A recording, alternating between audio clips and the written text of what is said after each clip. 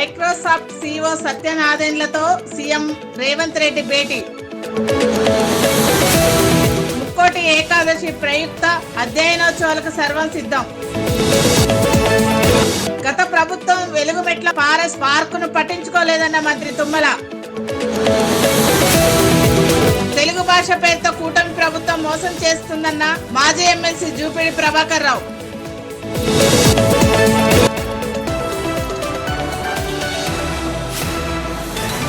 Microsoft CEO సత్య నాదెండ్లతో ముఖ్యమంత్రి రేవంత్ రెడ్డి మర్యాదపూర్వకంగా కలిశారు. ఈ భేటీలో మంత్రులు శ్రీధర్ బాబు, ఉత్తమ్ కుమార్ రెడ్డి, ప్రభుత్వ ప్రధాన కార్యదర్శి శాంతకుమారి తదితరులు పాల్గొన్నారు.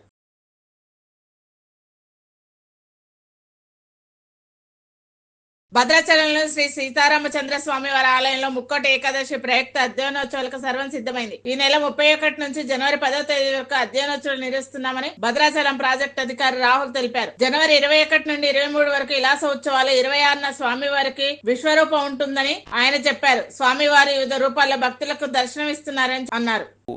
డిసెంబర్ 31 నుంచి మనకు భద్రాచలంలో ముక్కోటి ఉత్సవాలు ప్రారంభం అవ్వబోతున్నాయి.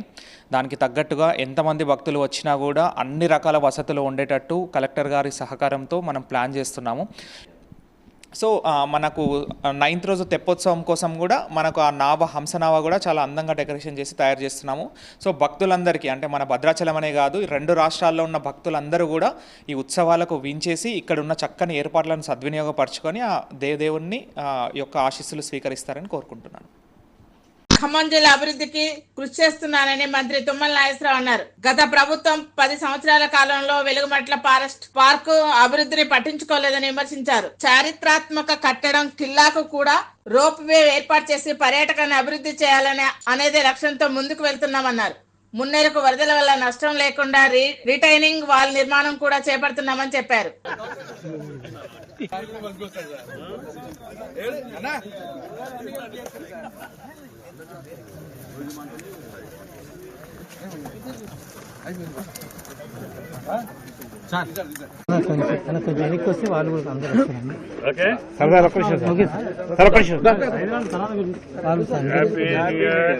సర్వశిక్ష ఉద్యోగులు, KGBB ఉపాధ్యాయులు, విద్యార్థుల శేష దృష్ట్యా సమ్మెను విరమించి విధుల్లో చేరాలని మంత్రులు పొన్నం ప్రభాకర్, సీతక్క కోరారు.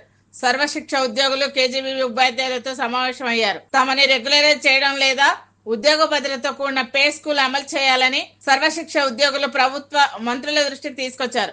ముఖ్యమంత్రి దృష్టికి తీసుకొని పోయి కేంద్రానికి ప్రతిపాదనలు పెడతామని మంత్రులు వెల్లడించారు. పేద విద్యార్థులకు ఇంగ్లీష్ మీడియాను బోధించకుండా తెలుగు భాష పేరుతో కూటమి ప్రభుత్వం మోసం చేస్తుందని ఆంధ్రప్రదేశ్ మాజీ ఎమ్మెల్సీ జూపిడి ప్రభాకర్ రావు ఆరోపించారు. హైదరాబాద్ లో ఆయన మీడియాతో మాట్లాడుతూ జగన్మోహన్ రెడ్డి 85వ జీవోపై ప్రవేశపెట్టిన ఇంగ్లీష్ మీడియం తెలుగు మీడియంలో ప్రవేశపెట్టారని, వాటిని రద్దు చేయడానికి కూటమి ప్రభుత్వం ప్రయత్నిస్తుందని విమర్శించారు. హైకోర్టు ఏం చెప్పిందంటే, ఒకవేళ మీరు ఇంగ్లీష్ మీడియాన్ని కంటిన్యూ చేయాలంటే మీరు పిల్లలకి ఆప్షన్ ఇచ్చారు, పిల్లల తండ్రులు ఏం కోరుకుంటున్నారని అడిగినప్పుడు పిల్లల తండ్రులతో దాదాపు 18 లక్షల మంది తల్లిదండ్రుల్ని దాని మీద ఒపీనియన్స్ తీసుకుంటే 97% ఆఫ్ ద పేరెంట్స్ మా పిల్లలకి ఇంగ్లీష్ మీడియం కావాలి అని వాళ్ళు రిటర్న్గా రికార్డెడ్గా ఇవ్వడం జరిగింది. దాన్ని సుప్రీంకోర్టులో కూడా మేము ఇవ్వడం జరిగింది. హైకోర్టు జడ్జిమెంట్కి వ్యతిరేకంగా హైకోర్టు చెప్పిన దాన్ని చేస్తూ సుప్రీంకోర్టులో అప్పుడు ఒక రిట్ పిటిషన్ కూడా ఇవ్వడం జరిగింది. నిన్న అన్ఫార్చునేట్గా నిన్నగా మొన్న విజయవాడలో కొంతమంది మేధావులు పెడతారు, కొంతమంది రాజకీయ నాయకులు పెడతారు, కొంతమంది జడ్జిలు పెడతారు, కొంతమంది మాజీ చీఫ్ జస్టిస్ పెడతారు. వీళ్ళందరూ కలిసి ఏం అడుగుతున్నారంటే, ఇంగ్లీష్ మీడియం ఎలిమెంటరీ స్కూల్లో ఉండటానికి వీల్లేదు, గ్రామాల్లో ఉండటానికి వీల్లేదు. అయ్యా మంచిదే, పాపం పేదోళ్ళు ఏమి తెలుగు మీడియాన్ని ఒకవేళ చదవకపోతే మర్చిపోతే ఈ దేశానికి ఎంత నష్టం వస్తుందో ఆ నష్టం అయితే మీరు చెప్పలేదు. కానీ 97% of the parents from the rural background వాళ్ళ పిల్లలు కూడా ఇంగ్లీష్ మీడియంలో చదవాలని కోరుకుంటున్న దానికి మీరు ఏం చెప్తారు? నేను అడుగుతున్న ఎన్వి రమణ గారిని, రిటైర్డ్ ఆనరబుల్ చీఫ్ జస్టిస్ అక్కడి ఆయన మాట్లాడాడు, 85 జీవోలు వెంటనే కొట్టేయాలి. నేను అడుగుతూ ఉన్నా, మీ పిల్లలు ఎక్కడ చదువుతున్నారు? మీరు నారాయణ స్కూల్ని, చైతన్య స్కూల్ని, ఇంగ్లీష్ మీడియంని ఎప్పుడైనా దీన్ని మొత్తం బద్దలు కొట్టి దానిలో తెలుగు మీడియం పెట్టమని ఈ రోజున కోరారు. రాజ్యాంగం రచించిన అంబేద్కర్ పైన ఉద్దేశపూర్వకంగానే కేంద్ర మాజీ మంత్రి అమిత్ షా అనుచిత వ్యాఖ్యలు చేశారంటూ ఖమ్మంలో వామపక్ష పార్టీల ఆధ్వర్యంలో అమిత్ షా దిష్టిబొమ్మను దహనం చేశారు. రాజ్యాంగ స్వరూపాన్ని మారుస్తూ దళిత బడుగు బలైన వర్గాల హక్కులను కాలరాయడానికి మనువాదాన్ని అమలు చేయడానికి బీజేపీ ప్రభుత్వం ప్రయత్నిస్తుందని వామపక్ష పార్టీ నేతలు ఆరోపించారు.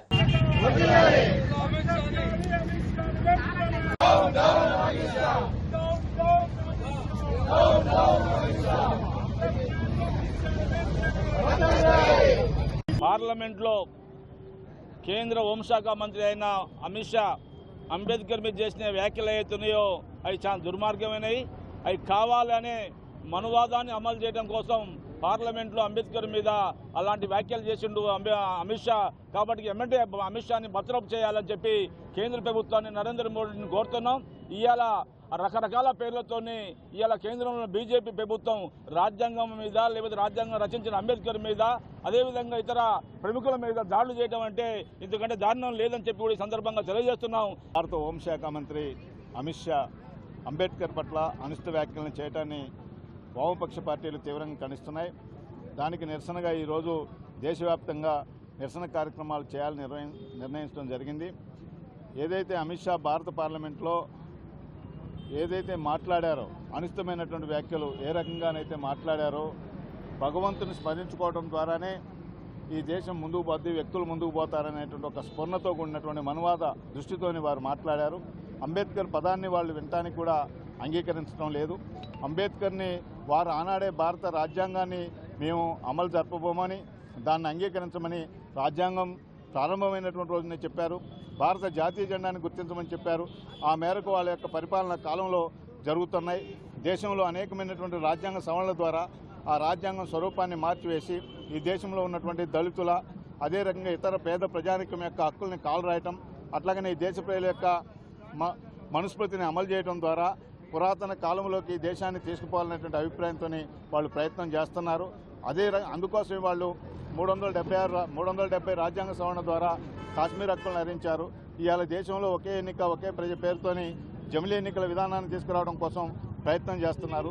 ఈ దేశంలో భావోద్వేగాలను సృష్టించడం ద్వారా ఈ దేశ ఐక్యతను దెబ్బతీయడం కోసం లేదా ఈ దేశంలో ఉన్నటువంటి మైనార్టీల యొక్క హక్కులను కాలరాయడం కోసం చేసేటువంటి దానికి నిరసనగా వామపక్షాల ఆధ్వర్యంలో ఈరోజు నిరసన కార్యక్రమాన్ని చేయడం జరుగుతూ ఉంది.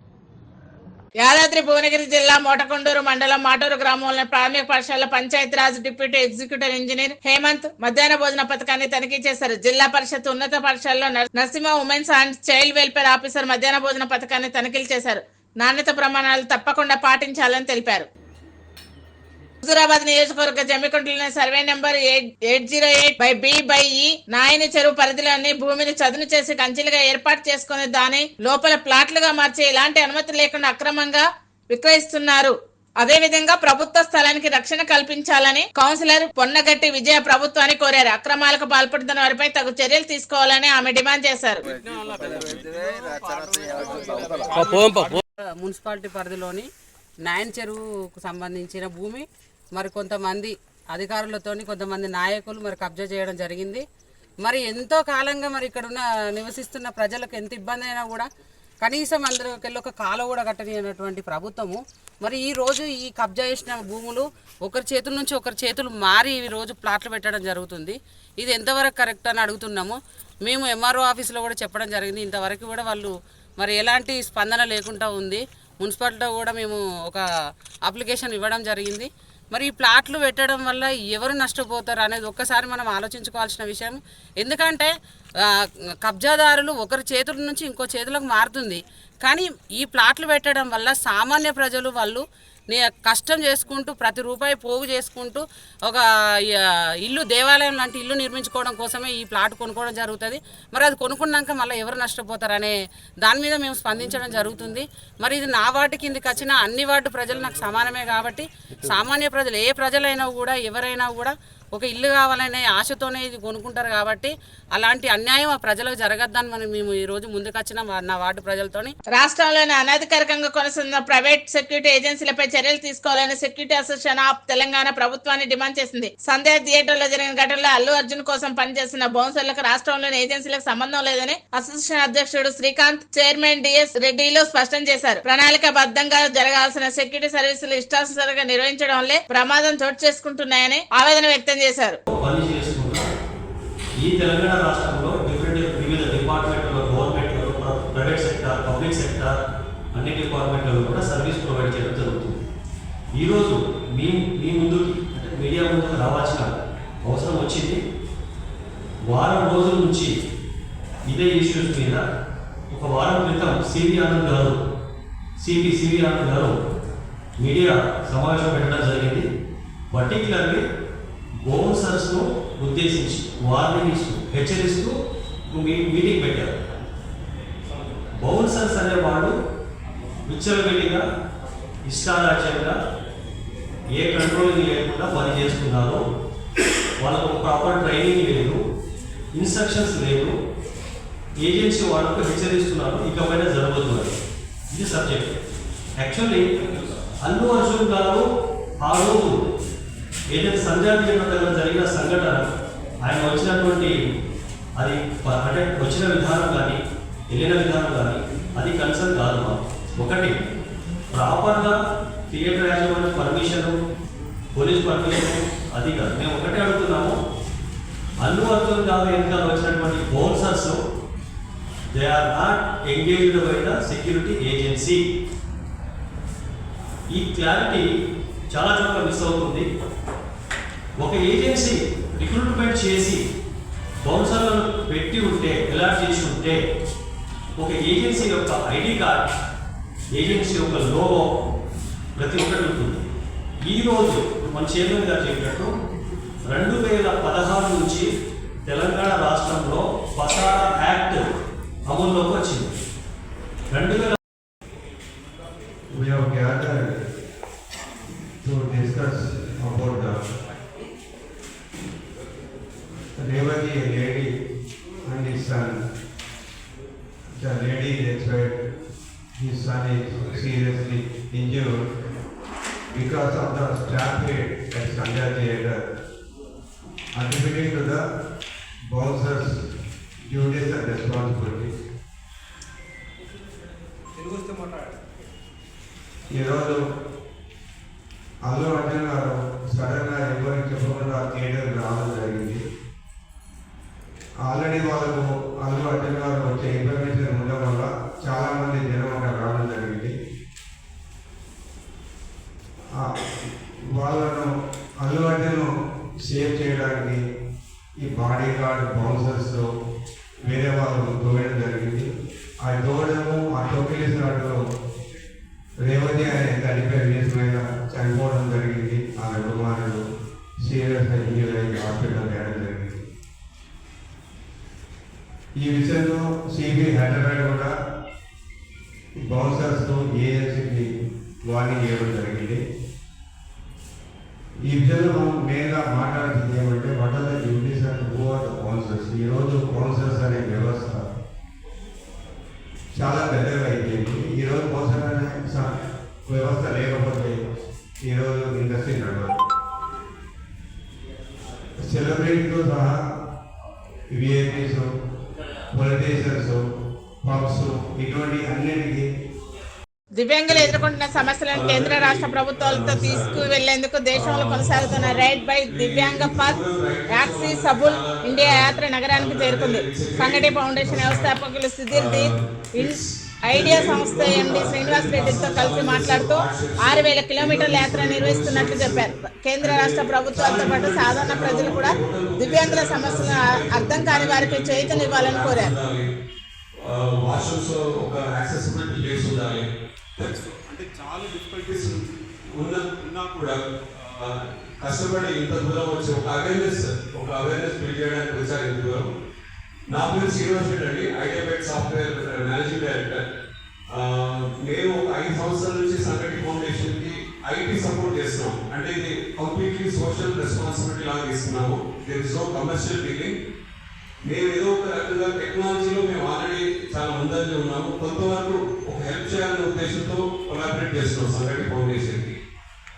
ఇప్పటి వరకు ఎన్నో ఇట్లాంటి ఇనిషియేటివ్ చేశారు వాళ్ళు. అంటే స్కిల్ బిల్డింగ్ కానివ్వండి, employment opportunities for disabled people కానివ్వండి, ఇట్లాంటి చాలా రెస్పాన్సిబిలిటీ చేశారు. అంటే ఇంక్లూడింగ్ గూగుల్ మ్యాప్లోకి వెళ్తే యాక్సెసిబిలిటీ ఆర్ నాట్ యాక్సెసిబిలిటీ అనే ఒక రకమైన మార్కింగ్ చేయడం కూడా వాళ్ళు ఇనిషియేటివ్ చేశారు. అంటే ఒక ఎలాగనే ఒక హోటల్ అసలు యాక్సెస్ అవుతుందా లేదా అనే ఒక ఇనిషియేటివ్ స్టార్ట్ చేశారు వాళ్ళు.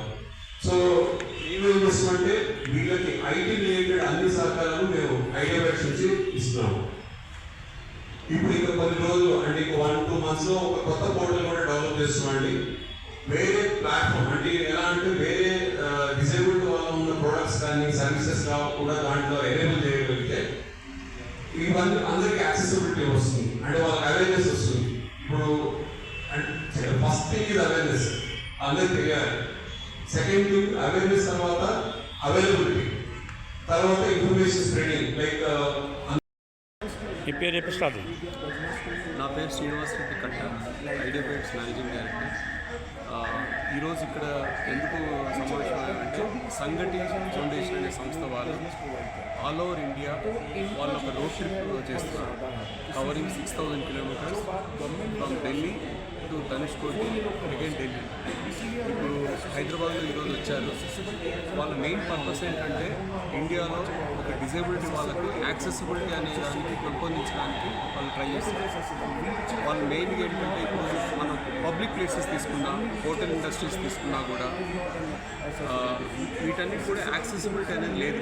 అంటే వాళ్ళకు ఒక ర్యాంప్ ఉండాలి మెయిన్గా. చాలా చోట్ల చూస్తే మనకు స్టెప్స్ ఉంటాయి, ర్యాంప్ ఉంటుంది. తర్వాత ఈవెన్ వాష్రూమ్స్కి వెళ్ళడానికి కూడా ఒక పెద్ద స్టెప్ ఉంటుంది. వాటర్ రాకుండా ఒక పెద్ద స్టెప్ పెడతారు బయట. కానీ వాళ్ళు వీల్ చైర్తో వెళ్ళలేరు. టోటల్లీ డిసేబుల్డ్ వాళ్ళు, ఫిజికల్లీ ఛాలెంజ్డ్ వాళ్ళు అసలు వాష్రూమ్స్ వాడడానికి కానీ, లేకపోతే ఈవెన్ లోపలికి అపార్ట్మెంట్స్ లోపలికి వెళ్ళడం కానీ, పబ్లిక్ ప్లేస్ వెళ్ళడం కానీ చాలా ఇబ్బందులు ఫేస్ చేస్తున్నారు. సో ఒక అవేర్నెస్ క్రియేట్ చేయడానికి ఈ రోడ్ ట్రిప్ అనేది చేస్తున్నారు ఆల్ ఓవర్ ఇండియా. దీనివల్ల ఏంటంటే చాలా ఇండస్ట్రీస్ కూడా డెవలప్ అవడానికి అవకాశం ఉంది. ఒకటి వాళ్ళ డిఫికల్టీస్ తగ్గుతాయి యాక్సెసిబిలిటీ పెంచడం వల్ల. సెకండ్ థింగ్ ఏంటంటే ఈవెన్ హోటల్ ఇండస్ట్రీస్ కానీ, టూరిజం కానీ ఆ ఇన్ఫ్రాస్ట్రక్చర్ డెవలప్ అవుతుంది. ఈవెన్ స్కూటర్ మ్యానుఫ్యాక్చరర్స్ ఈ స్కూటర్స్ కూడా మోడిఫై చేయగలిగితే ఒక రకంగా వాళ్ళ డిజేబుల్డ్ వాళ్ళు కూడా ఒక మూవ్మెంట్ వస్తుంది. లేకపోతే ఇప్పుడు ఆల్మోస్ట్ బయట యాక్సెసిబుల్ లేదు కాబట్టి ఆల్మోస్ట్ ఇంటర్నే కూర్చోవలసిన పరిస్థితి వస్తుంది. ఈ ఇండస్ట్రీ కనుక యాక్సెసిబుల్ అయితే అన్ని ప్లేస్లు, హోటల్స్ కానీ, పబ్లిక్ ప్లేసెస్ కానీ వాళ్ళు కూడా తిరగలిగి, వాళ్ళు కూడా వేరే లొకేషన్కి వెళ్ళి వాళ్ళు కూడా వేరే టూరిజం ఇంప్రూవ్ చేయడానికి కూడా చాలా అవకాశం ఉంటుంది. అదండి మెయిన్.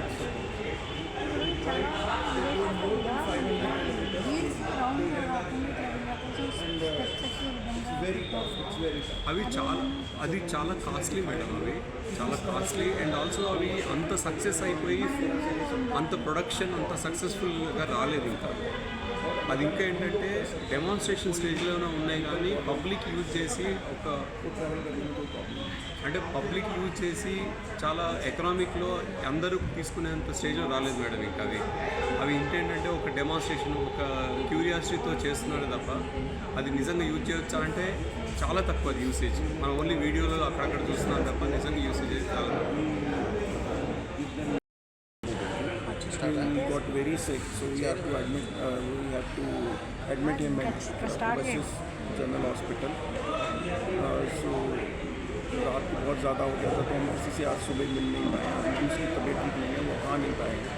तो आई थिंक कि अभी तक तो नहीं मिले और शायद अब हमारे पास में टाइम नहीं है. Next time represent.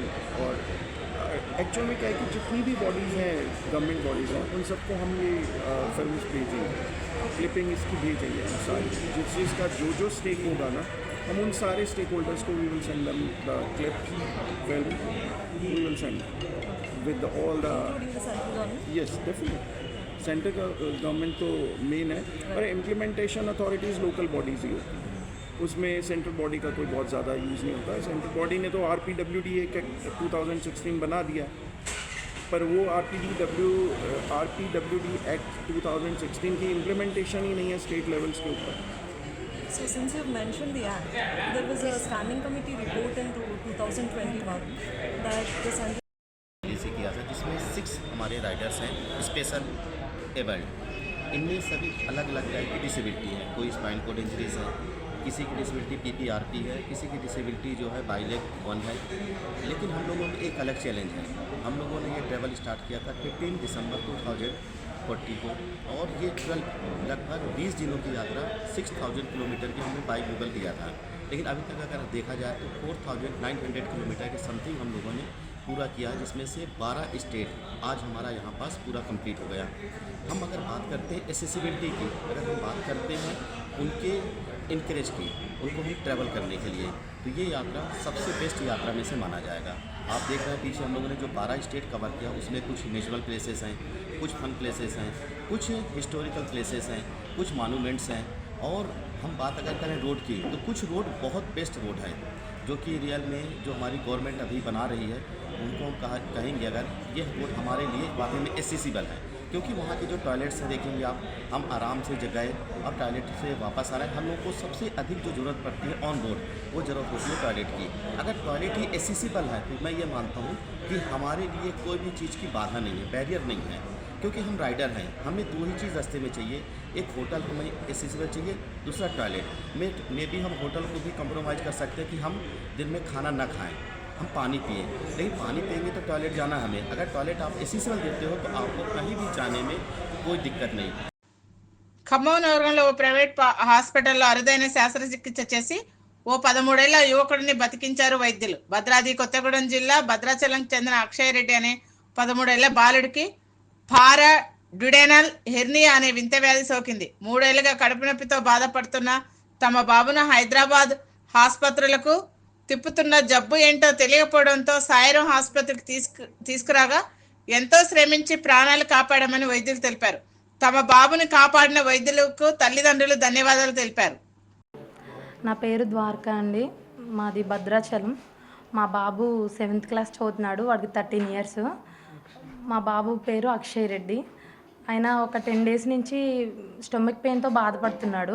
అది అంటే 1 డే తను చెప్పిన 2nd డే నుంచే మేము ఊర్లో ట్రీట్మెంట్ చేపిస్తూనే ఉన్నా సరే అది స్టొమక్ పెయిన్ అనేది అది అసలు రిలీఫ్ అవ్వట్లేదు. ఇంకా మధ్యలో వస్తూ తగ్గుతూ ఒక 10 డేస్ డిలే అయిపోయింది. అప్పటికి మాకు ప్రాబ్లం అనేది ఏంటో అసలు తెలీదు. ఓన్లీ గ్యాస్ ప్రాబ్లంకి మాత్రమే ట్రీట్మెంట్ అందిస్తున్నారు అక్కడ. ఆ తర్వాత బాబు కండిషన్ చాలా సివియర్ అయిపోయేసరికి మేము ఖమ్మంలోనే వేరే హాస్పిటల్కి వచ్చాం. హాస్పిటల్కి వచ్చినప్పుడు బాబు కండిషన్ ఇంకా టూ మచ్ బ్యాడ్గా అయిపోయింది. అప్పుడు అక్కడి నుంచి వాళ్ళు మమ్మల్ని హైదరాబాద్ వెళ్ళమని సజెషన్ ఇచ్చినప్పుడు మేము హైదరాబాద్లో కూడా 2 హాస్పిటల్స్ ఎంచుకొని అక్కడికి వెళ్ళడానికే స్టార్ట్ అయ్యాం. అసలు గాడ్ గ్రేస్ ఏంటంటే మేము అసలు ఈ హాస్పిటల్కి రావడం మాకు చాలా, అసలు మా బాబుని మళ్ళీ మేము తిరిగి తీసుకున్నామంటే అది కేవలం ఈ హాస్పిటల్కి రావడం మాత్రమే. మేము ప్రేయర్ పరంగా దేవుణ్ణి అడిగినప్పుడు అనుకోకుండా అసలు ఈ హాస్పిటల్కి మేము రావడం జరిగింది. వచ్చినప్పుడు సార్ వాళ్ళకి ఓన్లీ రిపోర్ట్స్ చూపించి మేము వెంటనే అంబులెన్స్ కూడా అక్కడే పెట్టుకున్నాం, హైదరాబాద్ వెళ్ళిపోవడానికే రెడీ అయ్యాం. బాబు ప్రాబ్లం అనేది ఏంటో అసలు మాకైతే అసలుకి తెలియదు. ఇక్కడికి వచ్చి సార్ వాళ్ళకి రిపోర్ట్స్ చూపించాక మాత్రమే సార్ వాళ్ళు మాకు బాబు ప్రాబ్లం అనేది ఎక్స్ప్లెయిన్ చేసి బాబు సిచ్యువేషన్ మాకు తెలిసింది. కానీ సార్ వాళ్ళు కూడా చెప్పారు, మీరు ఈ కండిషన్లో హైదరాబాద్ వెళ్ళడం చాలా కష్టమని. వాళ్ళు చెప్పింది 100% చాలా కరెక్టేనండి. ఎందుకంటే బాబు సిచ్యువేషన్కి మేము ఒకవేళ జర్నీ వెళ్ళుంటే ఒక 1 అవర్ కూడా చేసి ఉండేవాళ్ళం కాదు. అలాంటి సిచ్యువేషన్లో బాబుని వాళ్ళు తీసుకోవడం చాలా గ్రేట్. ఎందుకంటే మాకు అసలు తెలియదు. అప్పటికే సార్ వాళ్ళు షిఫ్ట్ చేసుకొని ఇక్కడికి రావడం, అది ఫస్ట్ కేసు. వాళ్ళు ఇలాంటి బ్యాడ్ కండిషన్లో ఉన్న కేసు తీసుకోవడానికి ఏ డాక్టర్స్ అసలు ముందుకు రారు. ఎందుకంటే వాళ్ళ హాస్పిటల్కి బ్యాడ్ నేమ్ వస్తుందనో వాళ్ళంత డేర్ చెయ్యరు. ఎందుకంటే మేము అంతకుముందు ఖమ్మంలో వచ్చి ఉన్న హాస్పిటల్లో మా బాబుని మేము ఎమర్జెన్సీగా ఎర్లీ మార్నింగ్ 3 o'clock వెళ్తేనే 2 days కూడా మేము అక్కడే ఉన్నాం, కానీ ట్రీట్మెంట్ అందించలేదు. కానీ అలాంటి సిచ్యువేషన్ నుంచి వాళ్ళు మమ్మల్ని బయటికి పంపించారు, వాళ్ళ హాస్పిటల్ బ్యాడ్ నేమ్ రావద్దని. కానీ సార్ వాళ్ళు మాత్రం డేర్ చేసి మా బాబు కండిషన్ వాళ్ళకి పూర్తిగా అర్థమైనా సరే మేము కూడా ఇంకా ఫస్ట్ దేవుడి మీద హోప్ పెట్టుకొని సెకండ్ వాళ్ళ చేతుల్లో పెట్టేసినప్పుడు వాళ్ళ ఒక పేషెంట్లా కాకుండా వాళ్ళ ఫ్యామిలీలో ఒక వాళ్ళ కిడ్ అయితే ఎలా పెయిన్ ఉంటుందో వాళ్ళు అంత తీసుకున్నారు. అసలు వాళ్ళకైతే 1 డే ఫుల్గా రెస్ట్ కూడా లేదు. ఇక్కడ ఎంతమంది డాక్టర్స్ ఉన్నారో వాళ్ళందరూ 24 అవర్స్ అసలు బాబుకి అసలు ఎంత ట్రీట్మెంట్ చేశారంటే బాబుకి అసలు 100% హోప్లెస్గా వచ్చాం మేము ఇక్కడికి. అలాంటిది ఈ రోజు మా బాబు మరి అలా ఉన్నాడంటే ఫస్ట్ గాడ్ గ్రేస్, తర్వాత వీళ్ళందరూ సపోర్ట్ చేయడం వల్ల సునీల్ సార్, తరుణ్ సార్, ఇంకా అఖిల్ సార్, నాగార్జున సార్, ఇంకా చాలామంది కనిపించకుండా ఉన్న వాళ్ళు, శ్రీనివాస్ రెడ్డి సార్, చాలామంది, సుధీర్ సార్, చాలామంది ఉన్నారండి. వాళ్ళు ఎంతలా పెయిన్ అయ్యారంటే పేరెంట్స్గా మేము ఎంత సఫర్ అయ్యామో సేమ్ వాళ్ళు కూడా ఈ కేసుని అంతే ఛాలెంజ్గా తీసుకొని వాళ్ళు ట్రీట్ చేశారండి. నా సజెషన్ ప్రకారం చెప్పాలంటే ఎవరైనా బాగా క్రిటికల్ కండిషన్లో ఉన్నప్పుడు హెచ్వైడి ఇంకా వెళ్ళిపోవాలి అని ఉద్దేశం వచ్చినా సరే అలాంటి వాళ్ళకు కూడా అంత దూరం వెళ్ళాల్సిన అవసరం లేదు. అసలు ఇక్కడ బెస్ట్ ట్రీట్మెంట్ ఉందండి. మేము మా అనుభవంతో చెప్తున్నాం. చాలా మాకు అయితే హ్యాపీ అనిపించింది హాస్పిటల్కి రావడం, మా బాబుని మేము అలా చూసుకోవడం. వేరే ఏ హెచ్వైడి వెళ్ళినా సరే ఇలాంటి ట్రీట్మెంట్ అయితే మాకు ఉండేదే కాదు. నేను డాక్టర్ తరుణ్ గట్టు, సర్జికల్ గ్యాస్ట్రోఎంట్రాలజిస్ట్ని. సో 1 month బ్యాక్ మాకు ఒక 13 ఏళ్ళ బాబు వచ్చాడు ఎమర్జెన్సీకి. తను ఒక 10 days నుంచి కడుపులో నొప్పితోని బాధపడుతున్నాడు. ఇనీషియల్గా వాళ్ళ ఊర్లో చూయించుకున్నప్పుడు అసిడిటీ గ్యాస్ అనుకొని ట్రీట్మెంట్ స్టార్ట్ చేశారు, బట్ రెస్పాన్స్ రాలేదు. అక్కడ అల్ట్రాసౌండ్ సిటీ కూడా చేశారు, బట్ ఎలాంటి కండిషన్ బయటపడలేదు. తను మా దగ్గరకు వచ్చినప్పుడు చాలా సీరియస్ కండిషన్లో వచ్చాడు. చాలా హై గ్రేడ్ ఫీవర్స్, అసలు పల్స్ బీపీ రికార్డ్ అవ్వట్లేదు. పల్స్ బీపీ లేకుండా వెంటిలేటర్ మీద 100% ఆక్సిజన్, ప్యూర్ ఆక్సిజన్ మీద కదలలేని స్టేట్లో వచ్చాడు.